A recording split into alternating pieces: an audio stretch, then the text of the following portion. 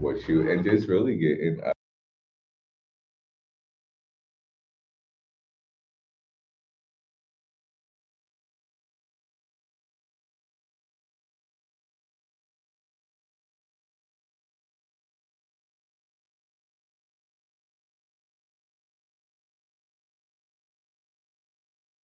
hello, Hello. hello, hello, Hello. As you can see, we are okay. hello, IG family. Happy Saturday. Welcome, welcome. Hey, homie.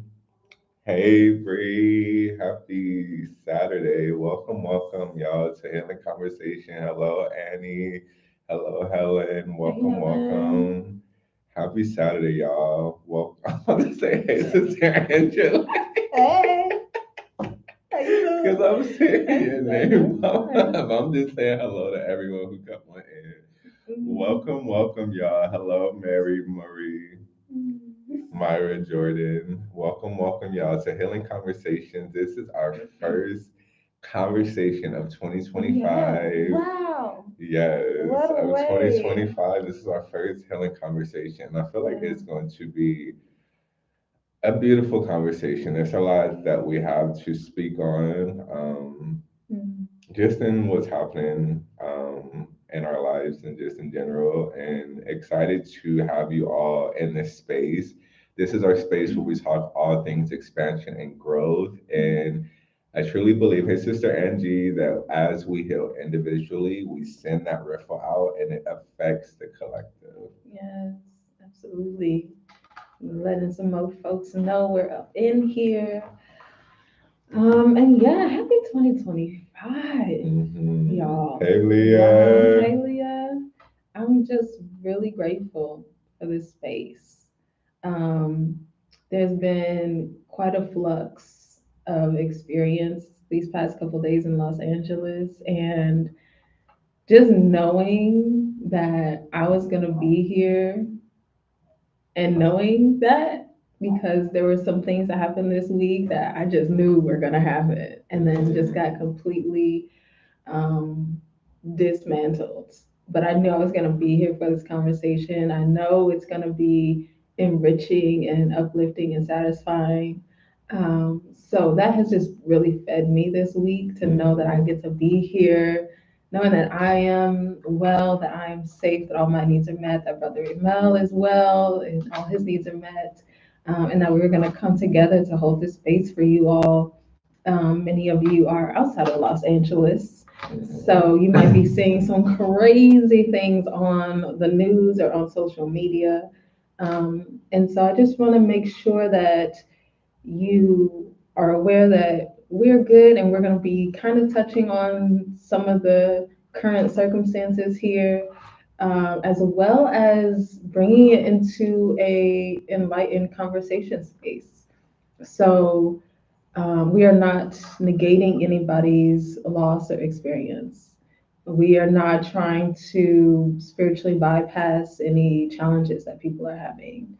And we are really here to hold space for understanding that we are capable of creating, that we are creating, and that as we process and digest and experience and feel our now experiences, that is how we transmute that energy, and we allow ourselves to move forward into a more creative space. So just want to drop that in here as Yes. we get started. And yeah. Yes. Oh my goodness. So let's get this conversation started. As you all are aware or may not be aware, and you're about to be aware, but as Sister Angelique said, we are both here in LA. And if you are aware, there are current fires that are happening in the LA area and the surrounding areas. And there's a lot that is happening.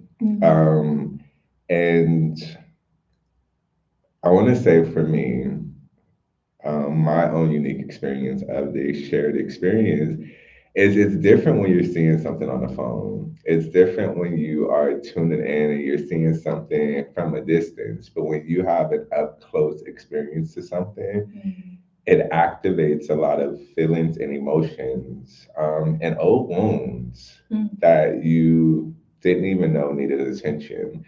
And for me, with what has been happening, I can say that I have not been in fear. I have not been in worry. I haven't been feeling scared. There's been more sadness and anger that has Mm. passed through me. Um, and at first I questioned, like, Renal, why are you angry right now? Like, what is bringing that about? Like, this is a lot happening where people are losing things and things are happening, and why is anger coming through for you? And I didn't get lost in trying to figure it out with my intellectual mind, because every story that could have and will be created would just come about. But I had to honor the feelings that wanted to pass through my heart, with no judgment. And I found myself feeling irritated. I found myself feeling frustrated. I found myself feeling aggravated by like the reactions of where people were just in this panic and frantic space, and seeing how the survival and in the scarcity, and how when there are traumatic things that are happening, people go into every man, every woman, every person for themselves. And the anger went from anger, then it transmuted into sadness, because how sad is it that when times of trauma and chaos and things happen of that magnitude, that there creates a lot of division. And it creates division because, in a sense, you have people who are tuned into the news, tuned into the social media and the different channels that are feeding them different informations, different images and things. And then you have the opposite side who isn't connected to the news, isn't allowing themselves to get fed the poison that's going to make them feel like they're internally dying. And you have those who are just like, just here, but they're not in what's happening over there. So just you feel this division. And I'm seeing that the people who are tuned in to these media outlets and things of that, anything that they see here from these sources, they're in reaction mode. Mm. In a sense, it's like they're saying, okay, now we're needing for everyone to jump. And they're like, oh my God, jump. They didn't say that they needed on one leg, two legs. Did they need me to do a jumping jack? They didn't tell me how to jump. So they're getting frustrated and irritated because they don't have every single direction that they need to feel in a manner that they want to feel. And I'm seeing this, and and I think for me, like on Wednesday in particular, there was a lot of frustration and irritation and anger that was coming up for me. And I was sharing with Sister Angelique that, like, what the fuck is coming up for me? Like, what the fuck is happening? Why the fuck is this happening? When the fuck did this start? And I had to honor that because that was needed to be expressed. And I remember I was on the phone with a friend on Wednesday, and I seen something, and I just yelled, "What the fuck?" Mm. And I didn't apologize, because when I need to release and honor an emotion, I'm going to do it, because I'm not going to keep it blocked within me on the expense of what may be comfortable or uncomfortable for you. Like, I have to honor what needs to be released within me. So I like just yelled that out, and I found myself just in different spurts yelling out, "What the fuck?" Because that is how I was feeling. And after I allowed myself to honor the anger, honor the frustration, then it transmuted into compassion. Then it transmuted into understanding, because then I was able to see right now, these people are scared right now. Yeah. They're afraid. They don't know what is happening. They don't know how it's happening. They just know they're being told to do something that's going to support what they want to happen for their own safety, for their own peace. So I was able to really honor what I needed, and then give that space for what others needed in the process. And there's just a lot happening. So I'll land it there and then we'll just expand the conversation. Before I pass it to Sister Angelique, we always invite others to, if you want to join the virtual stage, if you have any input, insights, anything you want to share, or definitely leave it in the comments. We love your engagements and we love your participation. Yes, definitely share, come up on. We would love to hear from you. And yeah, these past few days have been pretty uncanny, just realizing anything can change in an instant, you know. Like I alluded to earlier, I was knowing that I would be here for this and looking forward to it, but schools were shutting down, and I support an organization that works with high schoolers. So, um, wasn't able to go to that to do those things. Um, and it it's been an interesting experience because for me individually, because I have not Hey, Sylvain. Hey, so me, I have not had any direct contact with any fire or like thick smoke. However, I was smelling smoke on Tuesday night, and I was just in my own moment because I wasn't watching the news or nothing. I'm not a news girl. Um, but I thought somebody in the neighborhood was burning something. And I'm just like rolling my eyes. I'm like, bruh, why are you burning something so like it's like 8:30, 9 o'clock. So I'm like, not even that late. That's when I go to sleep. You know what I mean? I'm like, dang, why are they burning stuff right now? And I went into this, I started to step into this judgment, and I had to stop myself and just say, Angelique, why are you putting your attention on this? Why are you judging these people? Why are you um, like criticizing this? Just go to sleep. And then I woke up Wednesday morning and I'm still smelling smoke. So I'm like, okay, like is somebody's house on fire? Like what happened? Mm. Because at first I'm like, okay, it'll go away. And when I wake up, it'll be gone. But it was still there. And so I had to look and see if there was a fire in the neighborhood. That was what my first thought was. But then when I did the Google search, it was like, this place is on fire. This place is on fire. It's burning all these acres. And I was like, oh, wow. That's the only word I can think of is incredible. Like the fact that there's these fires that I can't see somewhere off in a distance, places that I know, places that I've been, right? But it's just off of this distance, but it's so pungent Mhm. in my environment right now. And these past few days have really opened up my heart to recognize like we're really connected. Like we are all connected and we are all affecting each other, with every action. And something kind of like artistic, poetic, seeing all the little like the ashes and stuff because they're still kind of floating around. Mhm. Um, it just like every time I see the ash in the air, I'm like, this was somebody's house, or like a picture of their grandma, or a love letter from their first crush, or something like that. And I get into this very open, expanded, sentimental space. Mm.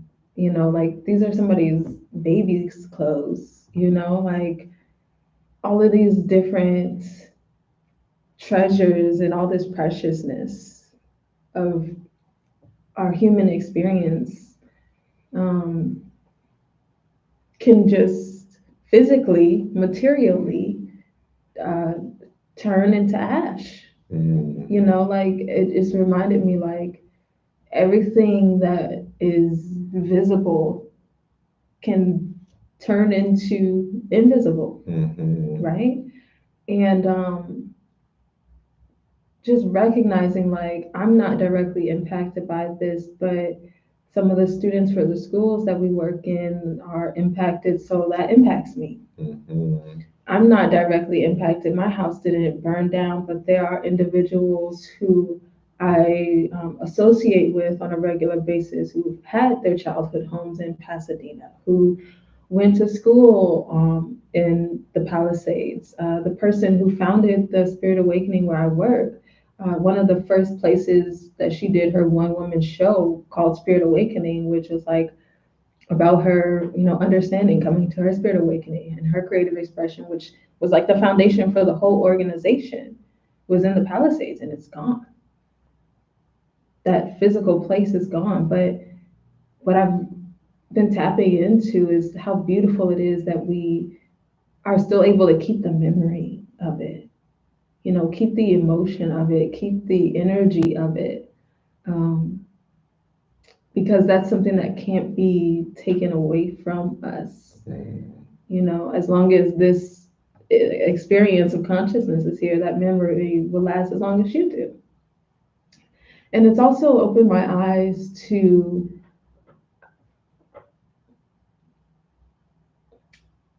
how I was raised in the Midwest, and tornadoes are like a thing, our thing. You feel me?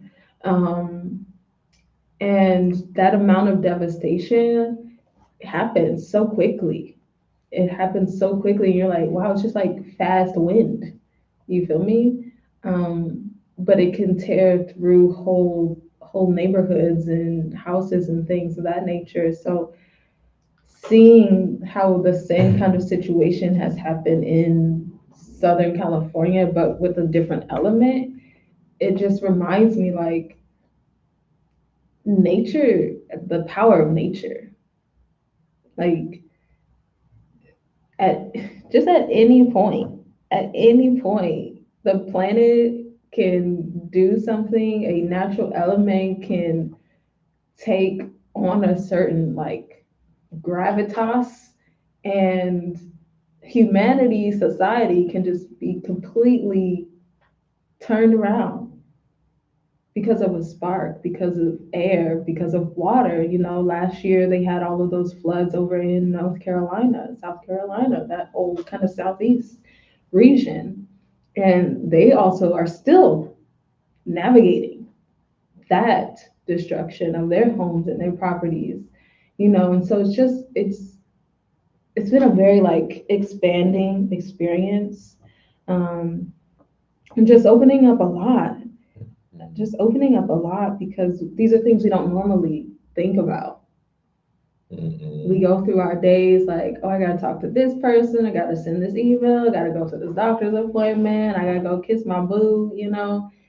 And we're just like lottie lottie lottie through our day, and then nature comes through and is like, hey, you're on a planet, and these are elements, and they can do what they want to do when they want to do it. And your human society is cute. But it needs a little altering, so let me But come I and felt shake it like up I and could wake it shake it up. up a little bit. Mhm. And we have to learn how to adjust with that, because we are on a living being. And I know that these fires, I think from what I'm aware of, they were mostly like caused through human things. They weren't just like lightning or something, like I don't really know how wildfires start aside from lightning. So judge my mind, not my heart. But it wasn't like a natural occurrence. However, there has been a considerable lack of rain, and things are dry.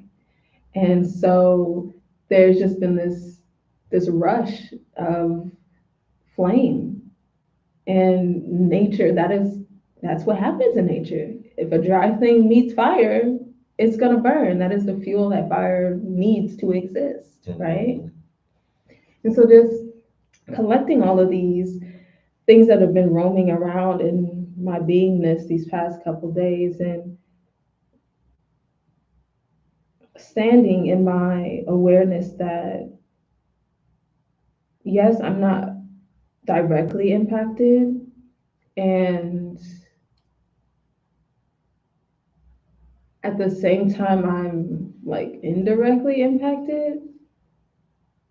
However, the source of my beingness is not.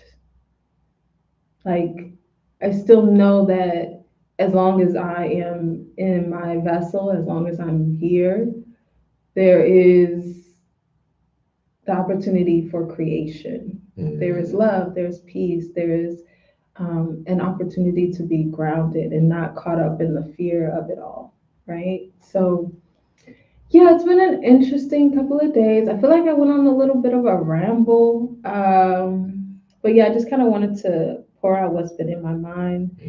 And I'm going to say this because I thought it was kind of funny.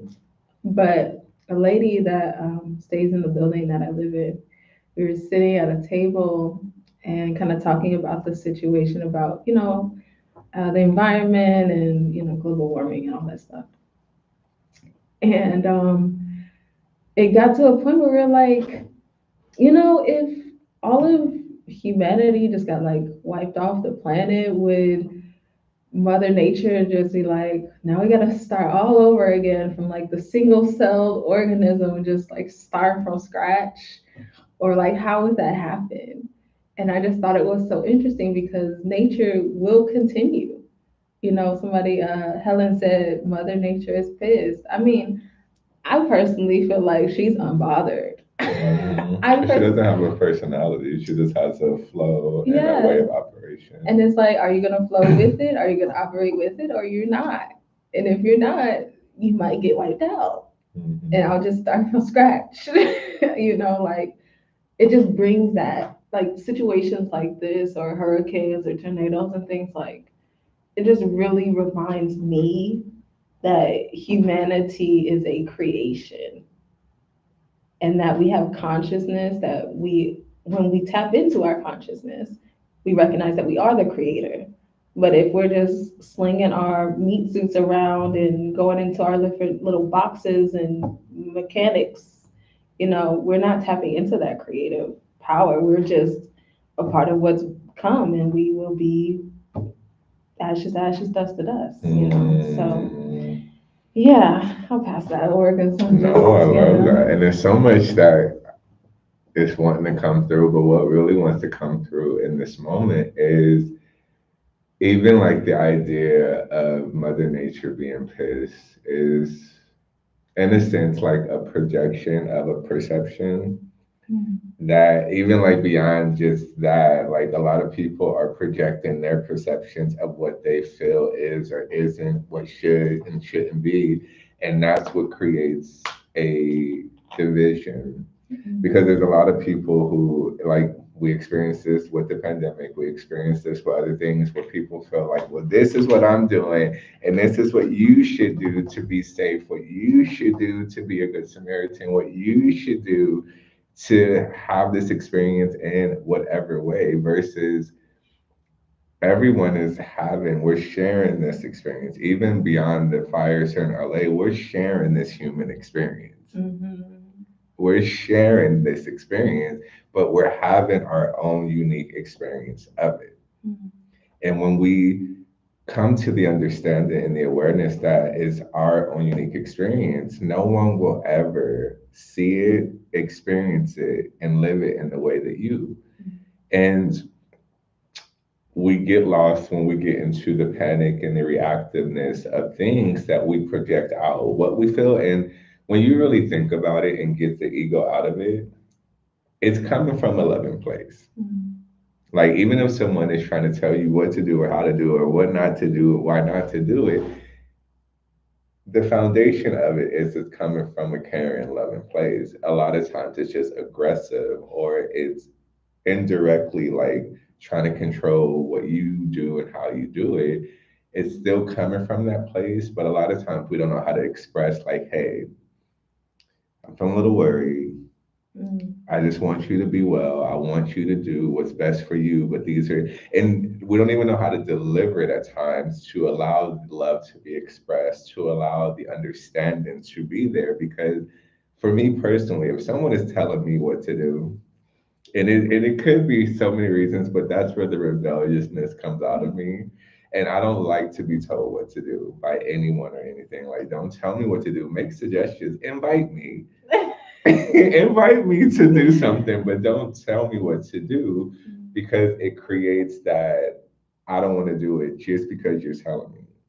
And a lot of times we get into the delegation of, well, you should do this. And once again, it's coming from love, but when it's delivered in a way, and we have to be mindful too, whenever just your tone and delivery could spark up a wound that hasn't been healed.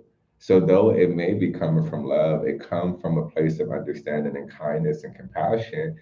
How you say it can activate what has been said to me and told to me in my childhood.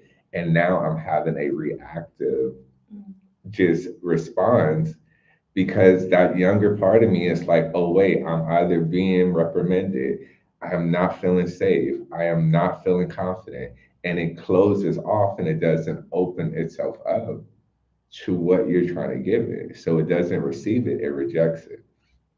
And a lot of times we don't have that awareness. So we are doing things often that we experience.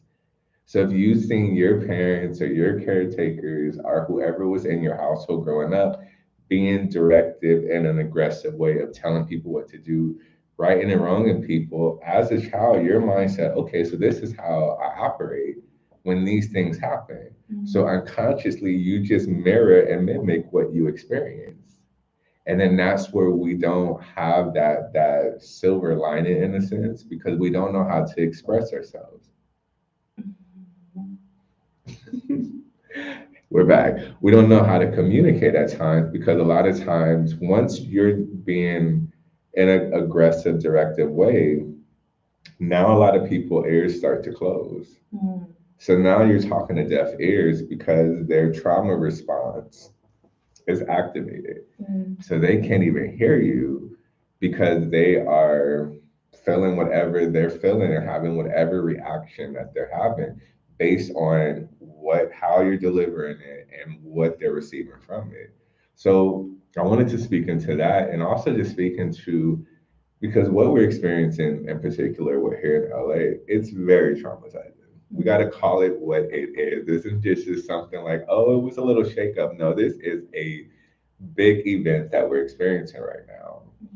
In this world that we live in, they negate trauma and think that you're just supposed to function at 100% when you're having traumatizing experiences. And I even think about it like growing up, there's so many children who are dealing with abuse on all levels in their households, dealing with neglect on all levels in their households. But then they go to school and they're supposed to function at an accelerated rate. They're supposed to be on their P's and Q's and have everything done. And the moment that they don't, they categorize them as functionally dyslexic or they have this condition or they need to be in this program. But they never ask them, what's going on in your household? How are you coping with it? How are you dealing? How are you feeling? They never ask those questions and they just think that you're supposed to be this robot and operate as though none of that exists or is something that you're experiencing. And we're seeing that, I'm seeing that, I should say. And even what's happening in LA, it's like you're supposed to still go to work, you're supposed to still function and do all these things when you see clouds of smoke outside. When you see for me, seeing the fires in Sunset in Hollywood within distance, and you're just supposed to be like, all is well. And as Sister Angelique said, the foundation, the base of me knows all is well, but I'm still having this human experience and having this flood of emotions that is flooding and flowing through me. So it's like, how am I honoring myself is what I've been checking in with because that people pleaser in me, that overgiver in me just wants to be of service. What do you guys need? How can I help? But if I'm empty, how am I really helping? If I'm feeling depleted, how am I truly being of service? because I give when I have nothing left for myself, and then I'm supposed to get up the next day, auto repeat, do the same thing. And that's where a lot of people find themselves in a depressed state, in a stressed state, an anxiety, an anxious state, because they are overgiving, overdoing, but they're not being of service to the person who needs it most. It's themselves. So I just invite everyone, whether you're in the city of LA or just having a traumatic experience in your life, find that space and time to make sure that you're checking in with you. And ways to check in this present moment, how am I feeling? It's a simple question. You don't have to go into the stories of, well, this happened, so that made me feel, or that happened. No, in this present moment, how am I feeling? And a feeling will literally be present for you to be aware of. Right now, and you're feeling sad, or I'm feeling frustrated, or I'm feeling happy. And that's how you're checking in with your state. And that's how you can know, okay, well, if I'm feeling sad, that means I can try to make someone else happy in the moment. So it's your way to navigate through what support you can give to others based on where you are within yourself and just that state of being. And that's how you're able to give from a place of overflow. Because a lot of times we don't have that. We're taught put others before yourself and make sure you eat last, you serve last. You're the last person who gets what others are receiving. And at times we're called selfish for putting ourselves first. But I like to say that's an act of self love. I love me enough to pour into me, and I love you enough to give you the overflow that I have. So I'll land it there because Yes, we can be yapping it can be around. wrong, man. And I want to get into these comments too, because y'all are definitely engaging Yes. what Leah said. Civil Saivy has been dropping some knowledge, and Leah says, yes, all the things that a child endures and they are expected to uphold to society's expectations. Children learn to suppress their feelings. Mm-hmm. Yes, Mm-hmm. yes. And something that was coming up for me, as far as like Rima was talking about honoring ourselves and really checking in, I recognized on Wednesday morning, because as I told you all, I was smelling the smoke as I went to sleep. I recognized that my body was tense. And I had to stop it. And I'm like, what? Nothing really changed on my bed. Like, what's going on? And when I stopped to think about it, I was like, oh, I'm smelling smoke in my sleep. Like, my body is like, not that relaxed. And so just for this past couple of days, I've been really mindful about moving my body. And I already do these things in the morning, but just being very intentional about it and like letting my body know that it's safe, letting my body know that it's capable, letting my body know that it's loved. Because, you know, I'm not in any imminent danger, but my body is reacting to the smell of smoke and getting tense. So just making sure that we're checking in with ourselves, even if we're not feeling some sort of like energetic emotion, what is the body feeling? And really tapping into that messaging as well. Um, but yeah, when we're talking about the children, something that was coming up for me, we can let Helen know we see a request. Um, I was telling Brother Raymel before we jumped on here, like the children whose houses have like burned down, where like their places that they used to go to play have burned down, or young people who experienced the pandemic and now are experiencing this. Like, what a layer, what layers, to navigate in a human experience.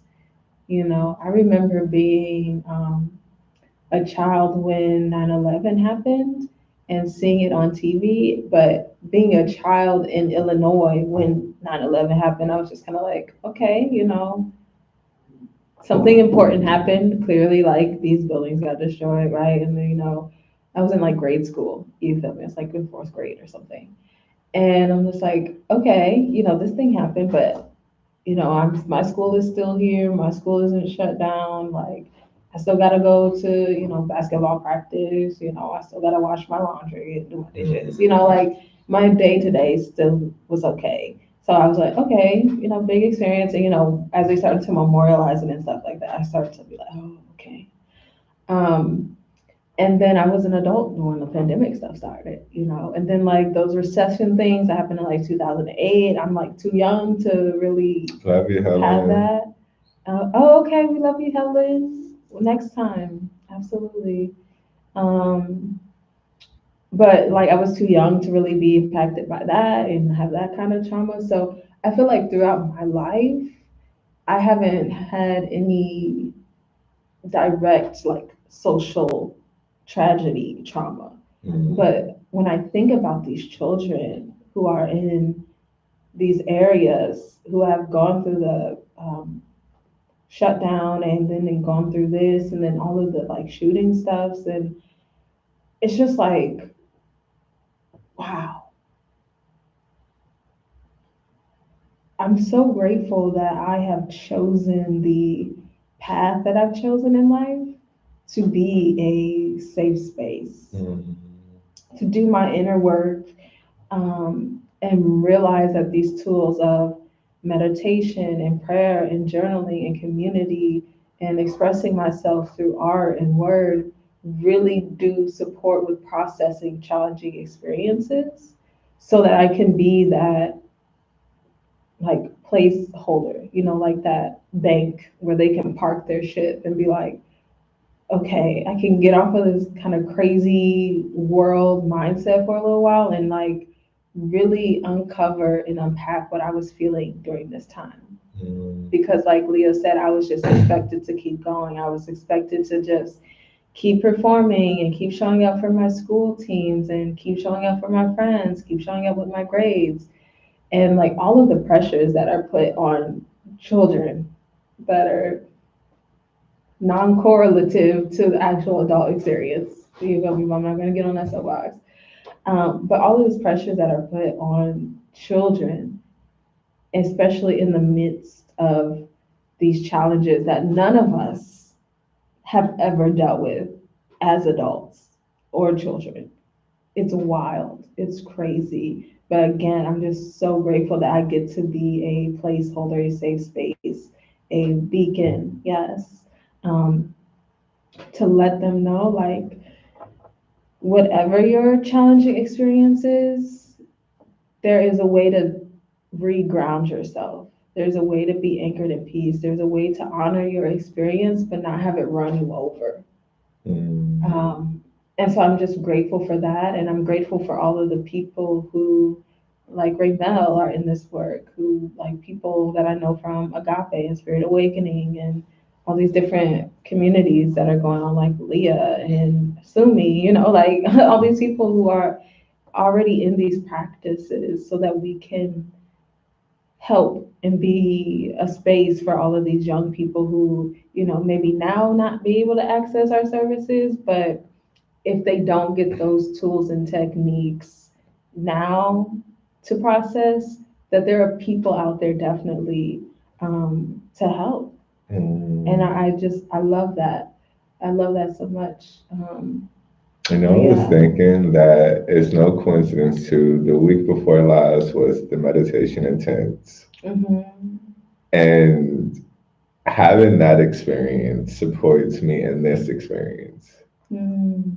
because I was able to tap into an elevated part of myself by being in that state of meditation for a lengthy time. Hmm.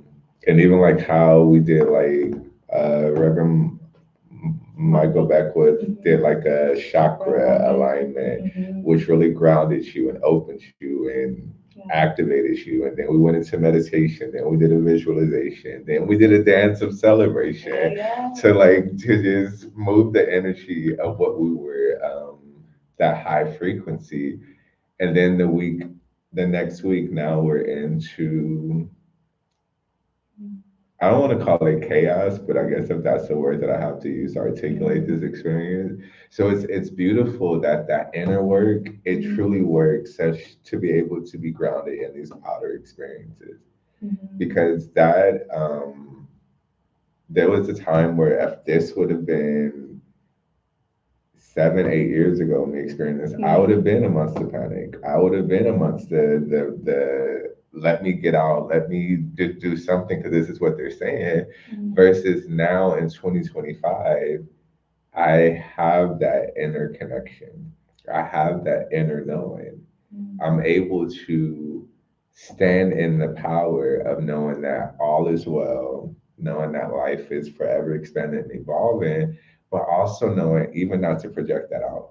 Mhm. Because though I know the truth of how this universe is forever expanding, it's limitless, abundant, infinite, and loving, for someone who's having their unique experience of this shared experience, who am I to say, well, everything is all is well. Life is for you. It's not against you. And they're thinking like, well, motherfucker, I'm over here Lost scared. And it's like, everything. Yeah. so I had to even catch myself and listen to the inner guidance within myself when I'm in exchange with those who doesn't have the same awareness as I do, who isn't in the same state of being as I am, Mm. to honor where they are. Yeah. Because people are where they are, and that's okay. And like Sister Angelique was saying, like with the kids, like being able to hold the space with the people, being able to hold the space as express yourself in whatever way you want to in this moment. Mhm. And I just want to be an open heart, open ears to allow you to just share what is coming through you. And that is so therapeutic within itself. Even if they're in the worry, that doesn't mean I have to hold on to it. Even if they're in the doubt and the fear, doesn't mean that I have to attach to it. Mhm. Because when you're open, it passes through. Mhm. When you're grounded, it's not staying within you because you're standing in the knowing of self Mhm. beyond the identity. You're not in the little I, you're in the capital I. Mhm. And the capital I knows that I am all. There's no place where I'm not. I am in everything, everyone, every experience that is experienced in this human experience. So Mhm. you know that, but being able to ground myself to a space to where I was before I got here. Because then that allows me, they say like always it's good to reference to know where you came from, Mhm. to know where you're going. And knowing that I came from worry in the sense of that's where I was swimming in. I came from living in those spaces. So now I can hold compassion for those who may be there.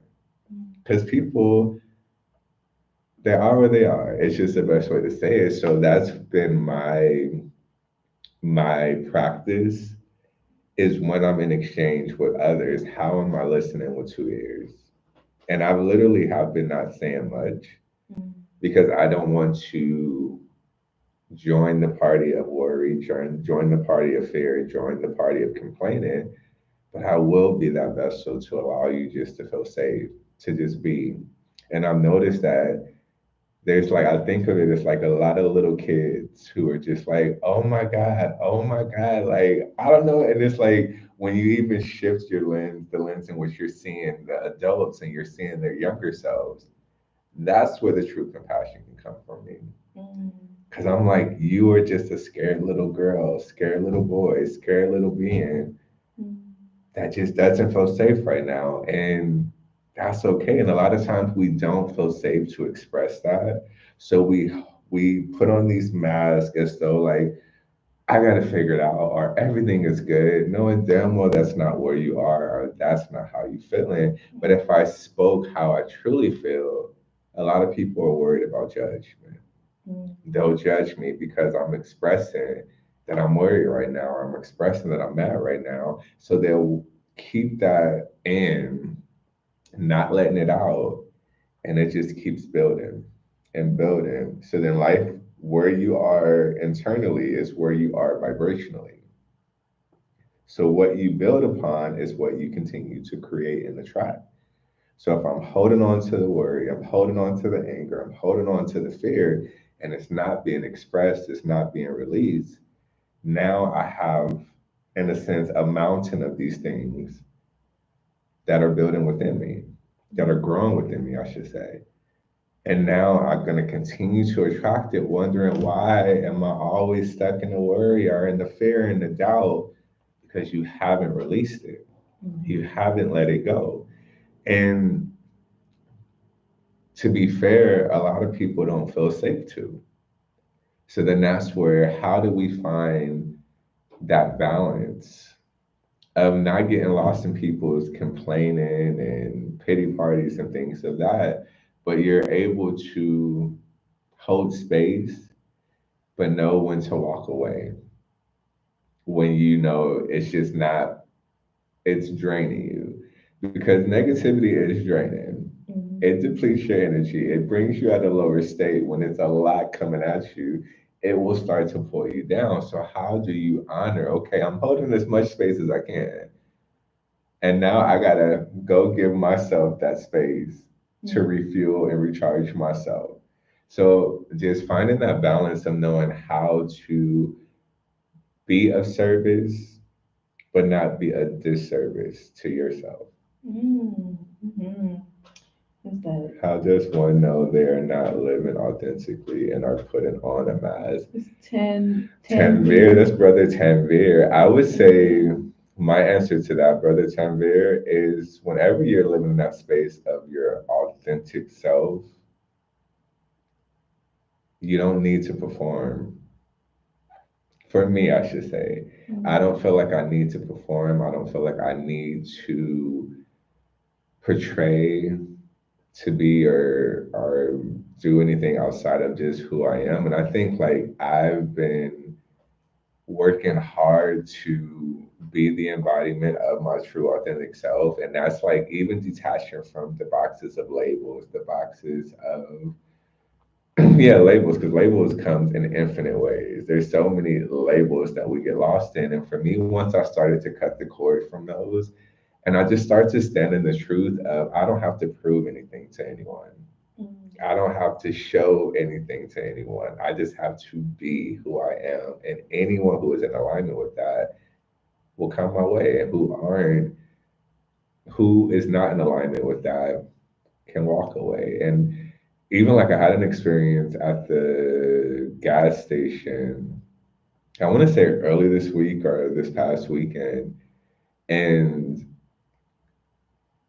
people's words usually will trigger you, and it could be a weapon used against you if you're still attached to the labels and the meanings behind those words.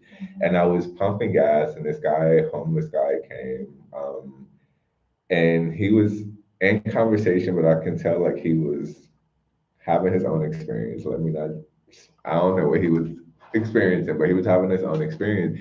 And he started to say he was of a different race, and he was saying like the nigga word and black this and that. And I don't know if he was trying to get a reaction from me, Mhm. but to me, that's just a word. It's just a word. So when when you've elevated your awareness and your consciousness to knowing that you are none of the things that we often attach to the labels, the words, all these identities, they hold no power over you. So he was like, it sounded like he was going into his toolbox. He's like, let me say this word and see if I'm gonna get a reaction. Oh no, that didn't work. Let me say this word and get a reaction. No, that didn't work. You ran out of ammo because none of your words are affecting me, are triggering me, are getting a reaction from me. So then that's where what happens. They walk away because they see that they hold no power against you. And that's where for me, like I laugh to myself because I'm like, oh, that's all you got, fella. Fella. That's all you got. Come on now. It's 2025. If you think those words are gonna be anything like it's not something I even get offended by. I actually went into compassion because I've seen that a lot of people are stuck in that lower state. So Mhm. they're just using anything to try to hit the bullseye. And when you don't have anything for them to attach to or cling on to, there's nothing to hit. Mhm. So that for me is like being in that true authentic expression, knowing that I am none of the things that I was once attached to, It allows me to stand in my power. It means that no one can pull me out of that state unless I allow them to. And how do I allow them to? Is bite the bait that they throw out through their words, through their actions, through their state of being, meaning me trying to because even when you are trying to pull someone else up, they can pull you down. So in this sense, that's you coming out of your power to try to be the savior. And even for me, realizing no one needs to be saved. No one needs to be saved because we're all extensions of that presence. I stopped seeing people through the lens of victim. Even what everyone is experiencing now, and as Sister Angelique said earlier, it's not negating anyone's experience, but I know whatever they're experiencing is meant for them to experience. And through that, they will grow, they will expand, they will have a expanded awareness by what they are experiencing. So even that is like not seeing them through the lens of victim, but seeing them through the lens of, and I am that one who gets excited when people are growing through experiences because I'm like, oh my God, you are having such a breakthrough. Sometimes I keep it to myself because if someone is going through something traumatic, you don't want to hear the Oh, your motivation. breakthrough. You don't want to hear the motivation. You don't want to hear the inspiration. You just want to be in where you are. So in my mind, I'm internally cheesing like, oh, you are having the biggest transformation of your life right now. Oh, I can't even tell you. That's real. Oh my goodness, what we Yes. got? Um, I wanted to kind of touch on that question because it was something Oh yeah, yeah, yeah. I was already gonna kind of share about. Because you're talking about not getting sucked into other people's emotions and things like that. And I've been mindful of allowing myself to be informed and aware of what's going on and how everybody is having a unique experience and they're experiencing varying degrees of grief or loss or release, right? And at the same time, recognizing like I'm not really feeling those things. So I don't have to sponge them up or like put on a mask and be like, oh yeah, I feel so bad too. Or like suppress my joy or suppress my gratitude or my laughter. You feel me? Like we kind of started this live just giggling, but I used to be a person who would um, compress my experience because other people around me were having a certain kind of experience. So like if everybody was like angry, but I was fine, I'd be like, oh yeah, so I'm very angry also. And if everybody's like sad or like just feeling, down, I'm like, oh yes, I also feel that too. Yes, yes. But Yes, yes, yes. but on the inside, I'm just kind of like, I'm unbothered or I don't care or I'm navigating my own thing that has nothing to do with this. You feel me? And I recognized as I began this journey and I started to really understand what authenticity was and what performing was, that that is what I was doing. I was just taking on other people's emotions so that I could feel like I was included in what they were doing or feeling, or like so that they wouldn't judge me for feeling something different than what they were feeling. You feel me? And I've been grateful in this season of what's happening and just kind of in general because there's a lot of things that have been happening in other places already, period.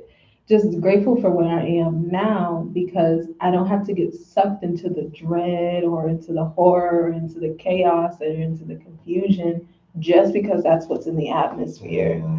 And I think that's a big part of being authentic, just really tapping into yourself and asking, what is it that I'm feeling? What is it that I'm experiencing? What energy is moving through my vessel right now? Instead of just letting things be projected on you and absorbed and reflected back. So that's something that I felt I just wanted to bring into it and kind of tied into I that love point that in the you did that. conversation. Because I actually, it brings up something I wanted to speak into in Mhm. regards to when there are traumatic experiences that are happening, how a lot of times we do dim our light of joy, dim our light of happiness, dim our light of not feeling that way because the majority is. So a lot of times we feel bad if today I'm Mhm. having a good day, but the world is in this state, the state is in this state, someone is in this state outside of feeling that happiness or joy.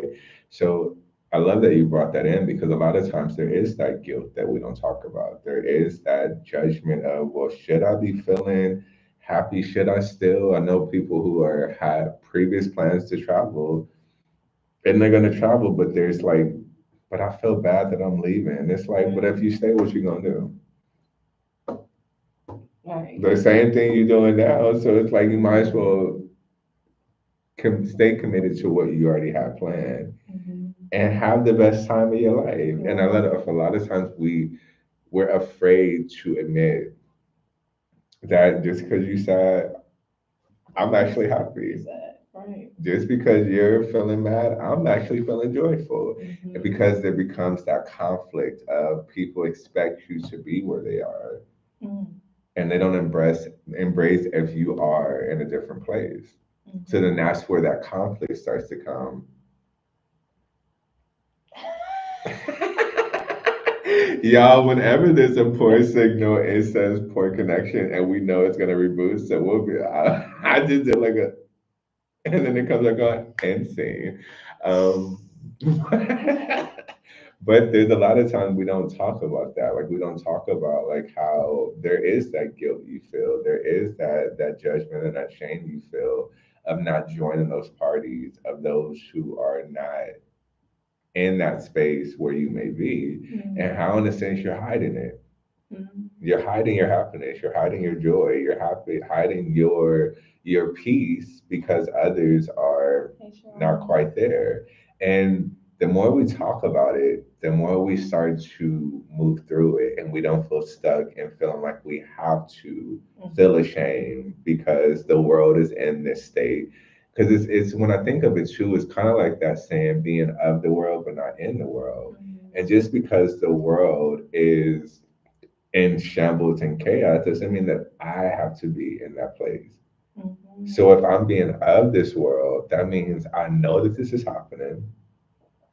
I know that there's a lot of things going on, but I can still be in it in peace. I can still be in it in joy and in happiness and gratitude, but not feeling like I have to be of the chaos just to fit in. Mhm. And coming from an old professional people pleaser, okay, Mhm. I retired like 6 years ago. So that was an old, what did I want to say? Not carry, but that was an old job title that I used to hold. Mhm. But knowing like that used to be like, okay, y'all doing this, so let me do this just to fit in. And also when I think about it, it even goes now that I'm just speaking it out loud, it actually goes beyond people pleasing. Mhm. There's that need to fit in, that need to like whenever like for me, the big feelings that were blocked within me was the feeling of abandonment, the feeling of feeling neglected, rejected, not accepted. So I would want to fit in into different crowds and environments. So if you guys were doing this, even though I wasn't, even though I didn't feel it, I just want to fit in. Mhm. So let me join the party. Let me be in the turmoil. I don't know if I ever said this, but like growing up, I come from a background. It was my father gang banged. He was like gang banged for the majority of his life. My older sister, she got into that type of lifestyle. I was always like the pretty boy. I just wanted to double dutch, hopscotch, do my hair because I had long hair at the time, and I just was not about the rough and all of that. But there was a time where I wanted to be included. Mhm. I wanted to be involved in what my sister was doing. I wanted to be involved in her crowd and her environment. So I'm like, well, I guess I need to join the gang too to be a part of this. And I almost did it, y'all. The only reason why I didn't do it because I found that they had to jump you to get you in there. And I'm like, I gotta fight y'all. Y'all gotta beat me up for me to show that I want to be a part of this. Thank you, but no thank you, sir. No, thank you. Never This is mind. not the environment that I'm not gonna come from abuse to go into more abuse just to have what? No. So that was the only reason why. And mind you, like I went through the whole process, y'all. Like this wasn't something I just thought about. Like I literally thought about it. I'm like, okay, let's do it. Because I just wanted to be included. I wanted to be accepted. I wanted to be a part of the crowd. And once they said, okay, your final step of this initiation is we got to jump you. Exactly, Leah. I'm a lover, not a fighter. And I do not love y'all enough to fight to be in this space. And I'm grateful that there was something in me that knew that that wasn't the life or the direction for me. Because sometimes you don't have that discernment. When you're truly wanting to be included, when you're truly wanting to just fit in, you go against that inner compass, that inner voice, because you're like, but this is what I want. This will make me feel. So you go against it, and then now you're in something because something of that magnitude of joining that type of lifestyle, there's only two ways out. So there's not just, okay, I'm done with this. This was a good round. You guys, thank you for your hospitality. Thank you for all. No, like they're not just letting you walk away. So grateful that I was able to not get pulled into that, but knowing that there's a lot of us, and even in our adult lives, I invite you to really sit with the question: where in your life are you still trying to fit in? I feel like that is a question that is because even I think of that for myself. Where in my life am I still trying to fit in? Am I still trying to prove myself? Am I still trying to show others who I am and what I am? I just need to just sit with that question. And I invite you guys to sit with that question. Where in your life are you still trying to fit in or prove yourself or show of yourself that you're worthy to be in spaces and places? Because even as we sit with that question, the answer may come right now. It may come after this live. It may come this evening, tomorrow, but it will come because when we ask an empowering question, the answer will always reveal itself. And I invite you when it comes through you, don't judge it.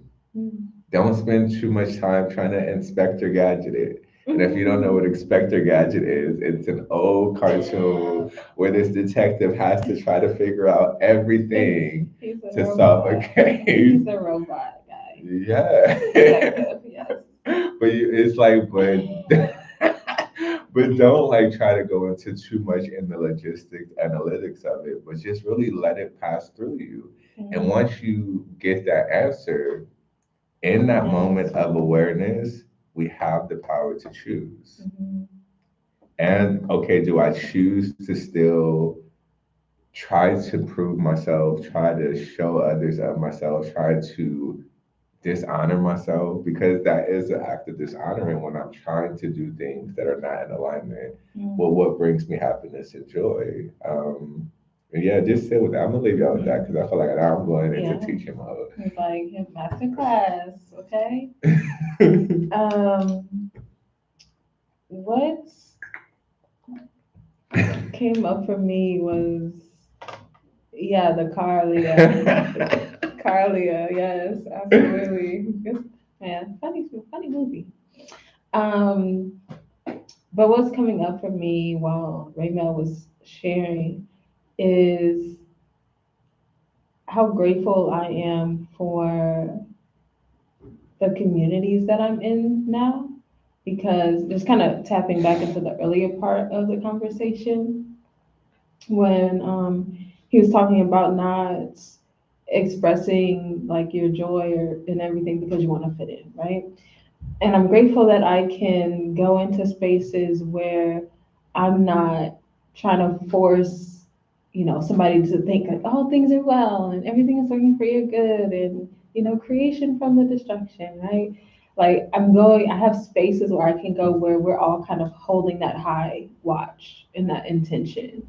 And it allows me to know that I am filling my cup and that is valuable and that is adding and contributing to the grace, the ease, the reconstruction of things. Whereas my mindset before was, oh, if I'm not feeling the hurt that they're feeling, then I'm not helping. Like I have to be hurting in order to be helping. And, saying that now where I am in 2025 sounds crazy. But that was the paradigm that I was working off of.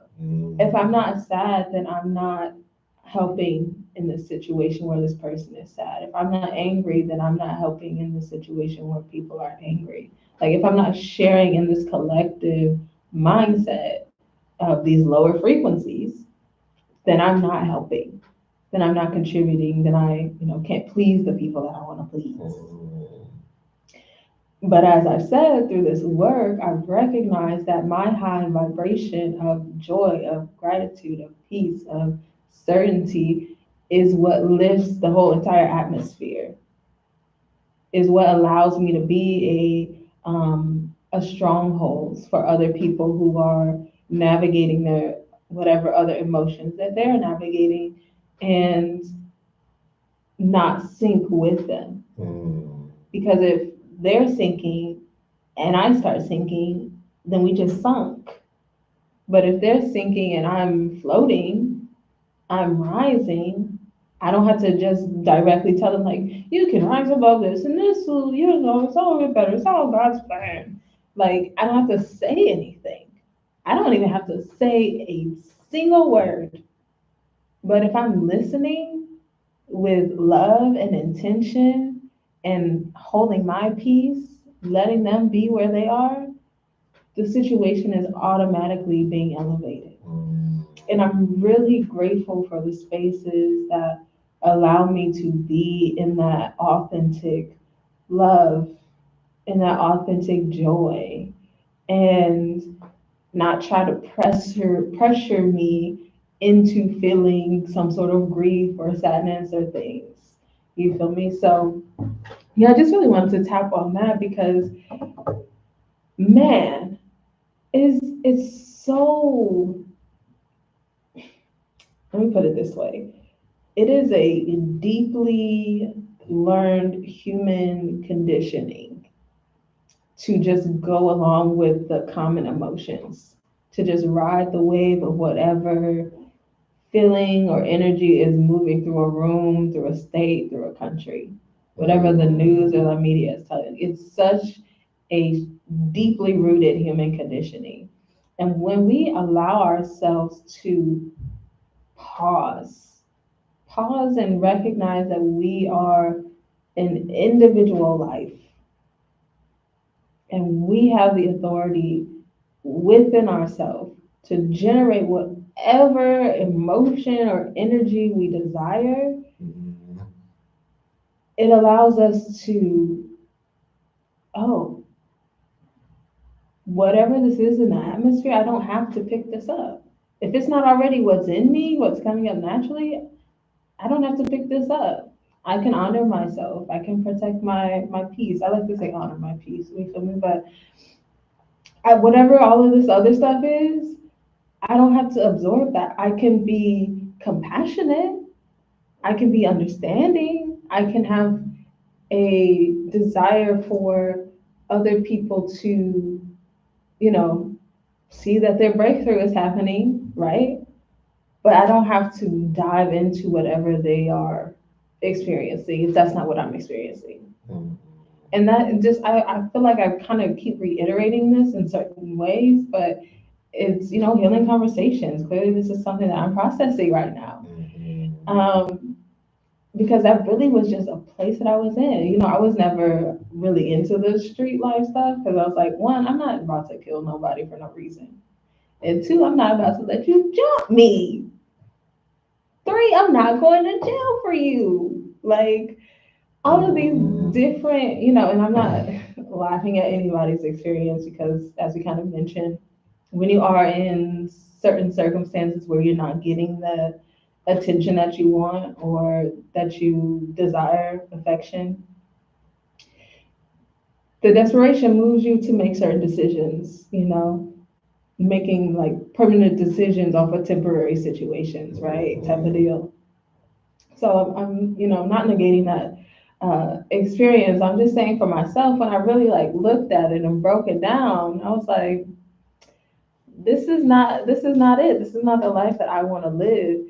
And having that mindset now in my adult life with like work and with relationships and with social circumstances and the all of the devastation and things that are going on, just being like, do I want to sign up for the distress? Do I want to sign up for, feeling like um, I'm in a chaotic space? Do I want to sign up for, sadness and, all of the anger and the craziness I was talking about, or people just scavenging and, being irresponsible on the streets and things of that nature? Like, do I want to sign up for that? And I'm like, no, I don't want this. So I'm gonna just put that down. There you go.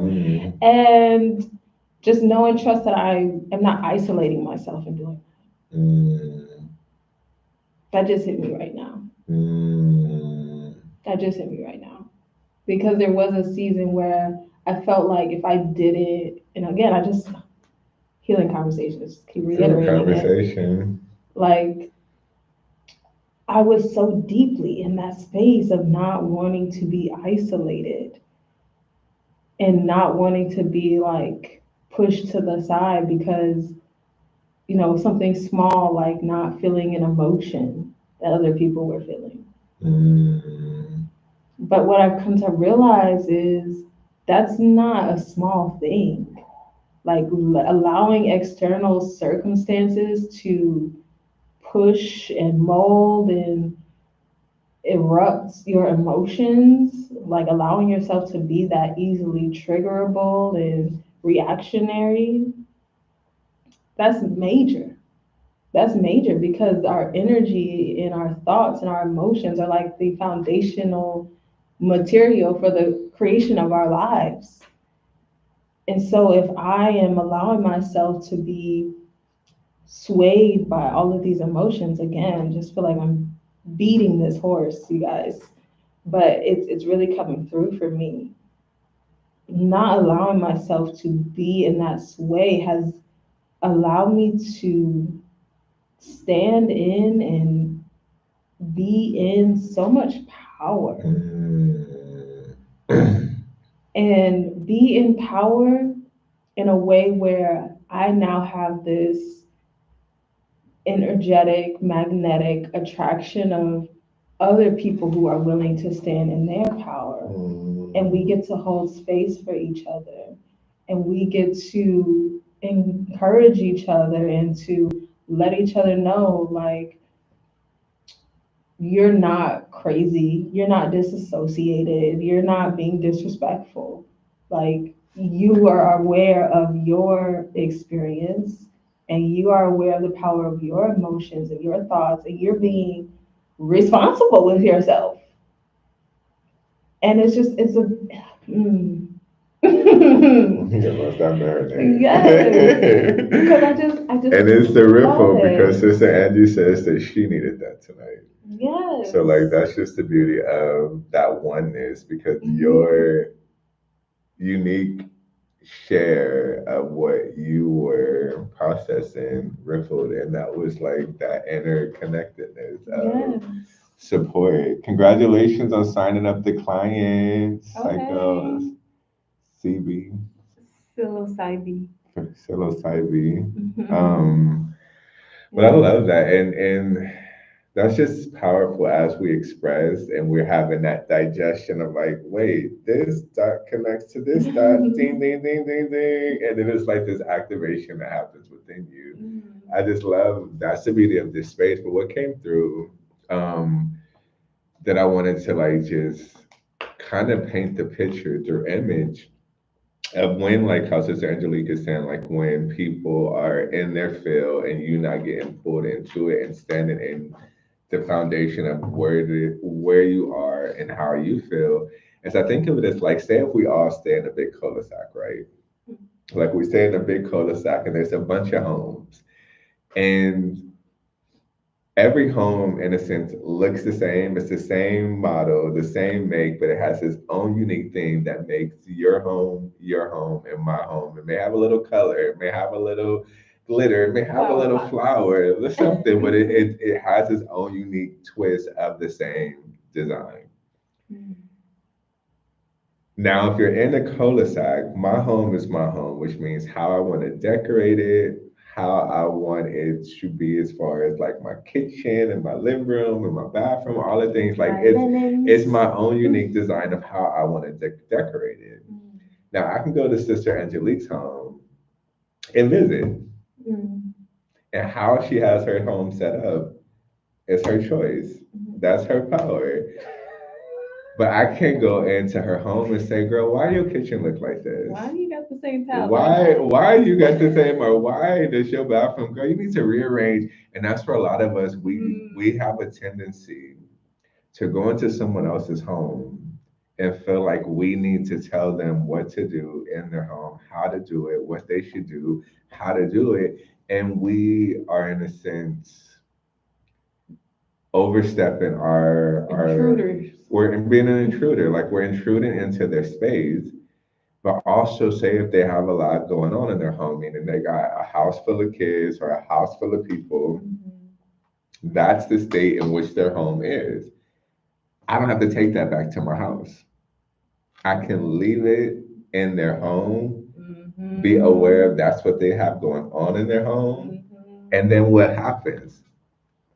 Have a good day. I'm going to go back Mhm. to my home where my Wow. peace, my Mhm. happiness, my joy resides. Mhm.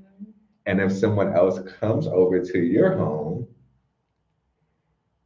they don't have the right to tell you how to decorate, how to be, what to do.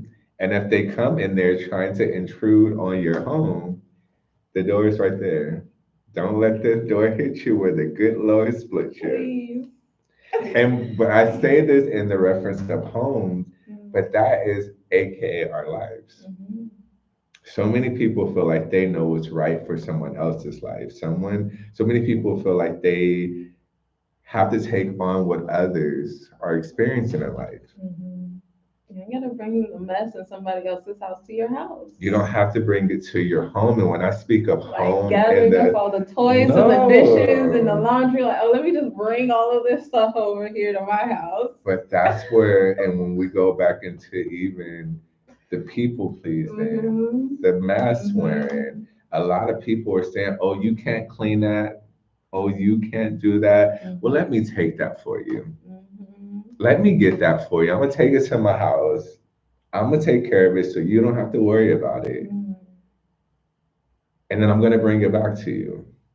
But normally those people who operate in that space who let me take yours, already have piles of things that they have neglected and given attention to. So that's where in their home, they're feeling overwhelmed. In their home, they're feeling depleted. In their home, they're feeling depressed Mhm. because not only do they have their own things they need to clean up, navigate, and release, now they have the neighbors, the other, so they got the whole cul-de-sac Mhm. in their home, and there's no room for them in that space to be at peace, to Mhm. be in joy, to be in happiness. So I say this to say that you Mhm. don't have to go to someone else's home that you don't want to go to. Meaning, if you're in the anger, you're in the sadness, you're in the depression, or wherever you are, I don't have to go visit. But if I do go visit, I don't have to stay. I don't have to take on anything that you have. Mhm. I can just go and say, you know what? Oh, this is what you got going on over here. It's cute. Okay, okay, gotta go. So we have the choice Mhm. to not be lost in, stuck in, and accumulate what others have built within themselves. And we always have that ability Mhm. to be in our natural state, which is joy, which is peace, which is happiness. Doesn't Mhm. negate the sadness, the anger, the pain that will pass through us, but we don't have to accumulate and hoard it in our homes. Mhm. You have the choice to let things pass as they come in, because that's just the ebbs and flow of life. Things come in, they go out. They come in, they go out. They Mhm. only stay if you hold on and say, hey, I want to put that on the wall. Mhm. I have a trophy of hardships. I Mhm. have a wall of hurt and pain that I have in my Hall of Fame because these are my survivor moments that I had to overcome.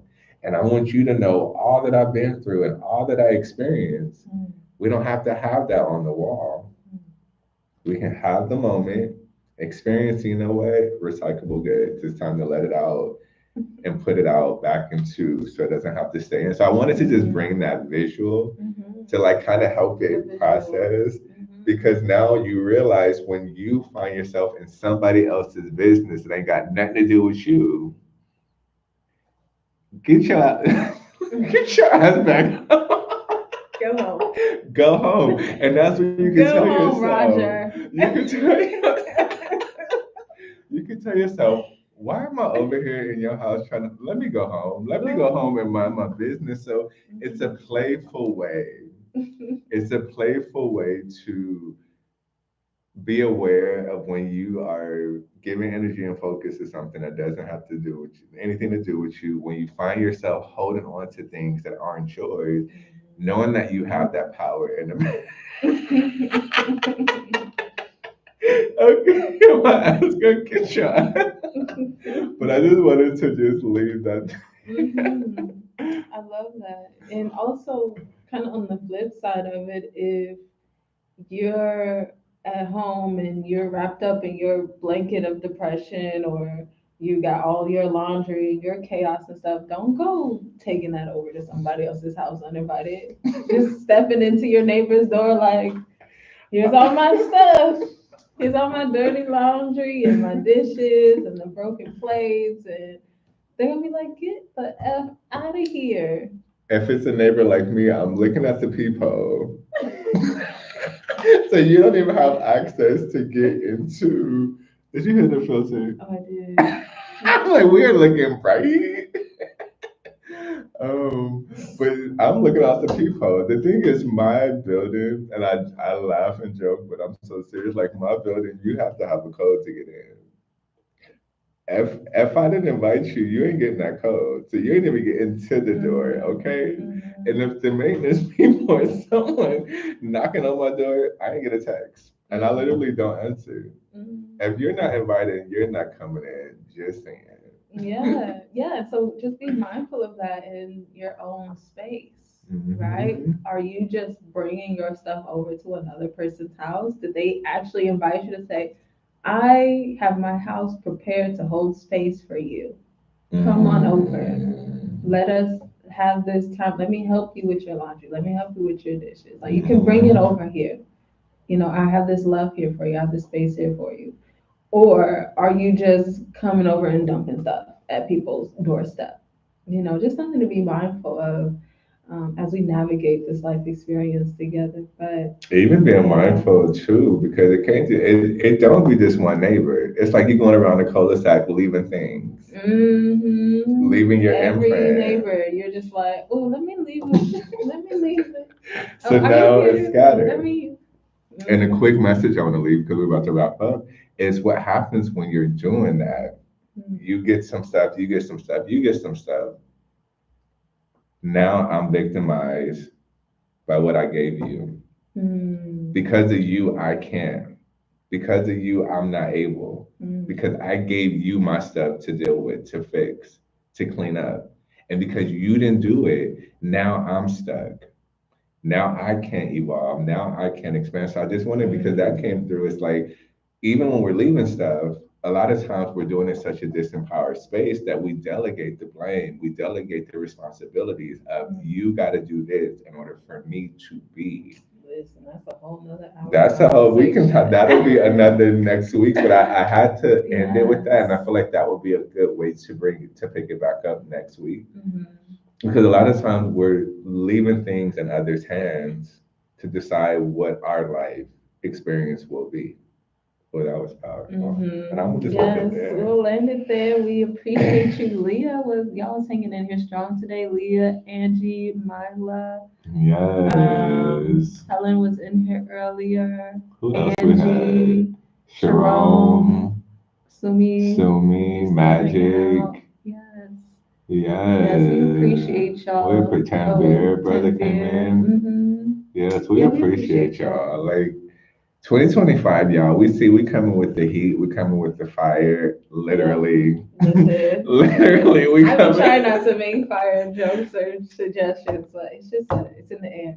I cannot not say what wants to come to me. And it's really not to negate, but it's we have to find joy, The light pockets is of joy. We have to find yes. happiness. We can't let what others are afraid to say keep us from it. So we just had a whole color conversation. So we gonna Authenticity. practice Yeah. what we're preaching and teaching. Find joy, because it's what not even find joy, but be the joy, Yeah. be the happiness, be the love, because Mhm. it's within you, not outside of you. I thank each and every one of you for your contribution through your comments, your engagements, and through this conversation. And just remember, stay out of other people's house, tell them what to do. And if you go to their house, don't Ooh.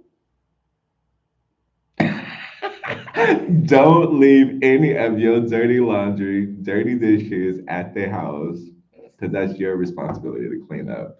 I love you all. We'll see you next week. Wait, where's my heart? I gotta do it over here. Y'all gonna give me, you gonna give me You this gotta heart. hold it still for like a second. Okay. you There go. we go. I wasn't gonna leave without that heart. I love y'all. Bye. Hold on, wait.